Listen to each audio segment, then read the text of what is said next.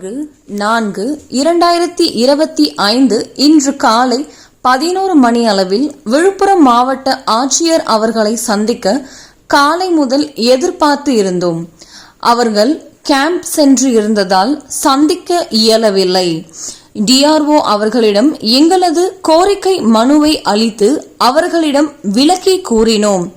அவர்களும் எங்களை அன்போடு வரவேற்று எங்களுடைய கோரிக்கைகளை நிறைவேற்றுவதாக உடனடியாக சம்பந்தப்பட்ட அதிகாரிகளை அழைத்து துரித நடவடிக்கை எடுக்கும்படி ஆவணம் செய்தார். அதைத் தொடர்ந்து நாம் இன்று செய்தியாளர் சந்திப்பில் அவர்களுடைய கேள்விக்கு விரிவாக பதிலளித்தோம்.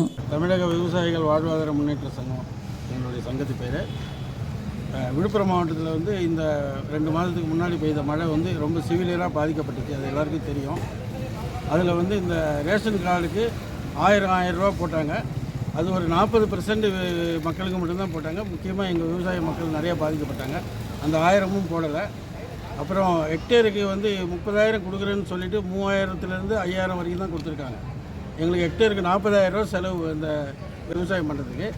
அது ரொம்ப போராக போச்சு. நிறைய பேருக்கு அதுவும் கொடுக்கல, விடுபட்டு போச்சு. அதுக்கப்புறம் இந்த பயிர் காப்பீடு திட்டம் பக்கத்து மாவட்டம் கடலூரில் எல்லாருக்கும் கொடுத்துக்கிட்டு இருக்காங்க. விழுப்புரம் மாவட்டம் அப்படியே கிடப்பிலே இருக்குது. தொடர்ந்து விழுப்புரம் மாவட்டம் வஞ்சிக்கப்படுவதாக நாங்கள் நினைக்கிறோம். அரசு ஊழியர்கள் எங்களுடைய விவசாயிகளை தொடர்ந்து இருட்டடிப்பு பண்ணுறாங்க.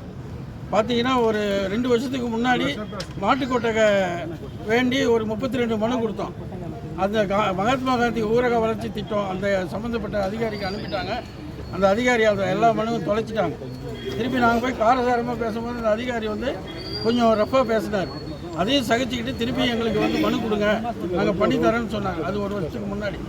அந்த மனு கொடுத்த பிறகு திருப்பி மயிலம் வல்லம் ஒன்றியத்துக்கெல்லாம் அனுப்பி அதை அனலைஸ் பண்ணி இங்கே வந்தது திருப்பியும் தொலைச்சிட்டாங்க. இப்போ போய் கிட்டத்தட்ட 1.5 வருஷம் ஆயிடுச்சு. இப்போ போய் கேட்டால் அது அங்கே இருக்கும் இங்கே இருக்கும் பார்க்குறேன் தீக்கிறேன்னு சொல்கிறாங்க. அரசு எங்களுக்கு கோவம் என்னென்னா அரசு ஊழியர் மேலே தான் கோவம். அதாவது பட்டா வாங்கினோன்னா 5000, சிட்டாவுக்கு 3000, இப்படி தொடர்ந்து அரசு ஊழியர்கள் எங்கள் விவசாயிகளை வஞ்சித்து கொண்டு இருக்கிறாங்க.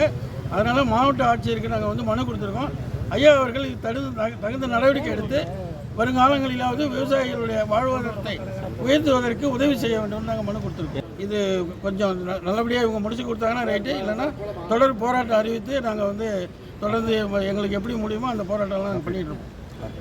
செய்திகளை உடனுக்குடன் தெரிந்து கொள்ள சமூக உரிமை நியூஸ் சேனலை சப்ஸ்கிரைப் செய்யுங்கள்.